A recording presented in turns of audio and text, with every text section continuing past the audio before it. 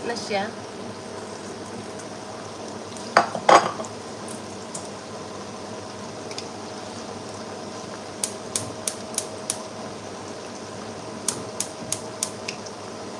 Then I'm boiling this tapioca, guys. Just have to boil it. Yeah.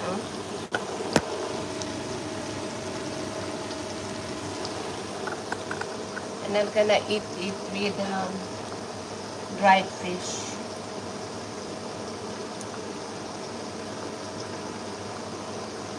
So guys, for those who haven't subscribed to my channel yet, please do subscribe to my channel, guys, and click the notification bell and like, share, and comment. So I'm promoting my channel, guys. I actually planning to create another